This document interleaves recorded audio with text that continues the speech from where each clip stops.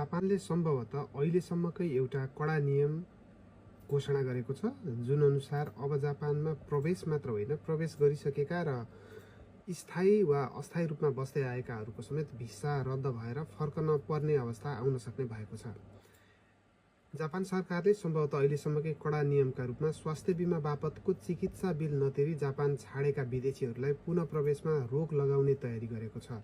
Japan सरकारले शुक्रबार विगतमा जापानमा चिकित्सा खर्च तिर्न असफल भएका विदेशीहरूको प्रवेश अस्वीकार गर्ने जनाएको छ। यसको अर्थ यसअघि जापान आएर चिकित्सा बापतको मासिक तिर्नुपर्ने वा अस्पतालको भुक्तान गर्न बाँकी रकम नतिरी जापान छाडेर गएको पाइएमा त्यस्ता व्यक्तिले अब फेरि जापान आउन पाउने छैनन्, अर्थात् प्रवेश पाउने छैनन्। सरकारले जापानमा राष्ट्रिय स्वास्थ्य बिमा वा पेन्सन प्रिमियम तिर्न असफल भएका मध्यम र दीर्घकालीन विदेशी बासिन्दाहरूलाई पनि आफ्नो बसाइ अवधि नवीकरण गर्न वा आफ्नो बसोबासको स्थिति परिवर्तन गर्न अनुमति नदिने बताएको छ।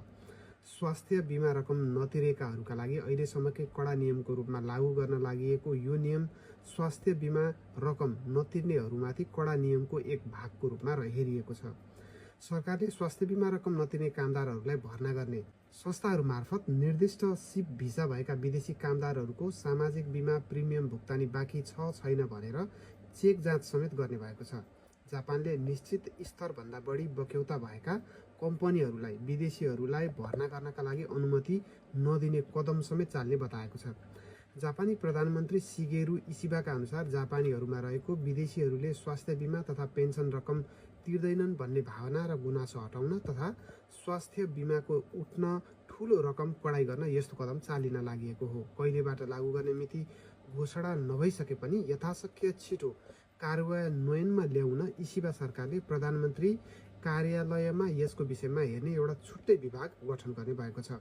जापान प्रवेश गर्न र भिजा रिन्युमा समेत कडा हुने गरी जापानले स्वास्थ्य बिमा र पेन्सनको रकम नतिरेकाहरूका लागि चाहिँ प्रवेश नदिने र जापानमै बसोबास गर्दै आएका छन् भने पनि भिजा रिन्यु नगर्ने बारेको एउटा विशेष समाचार।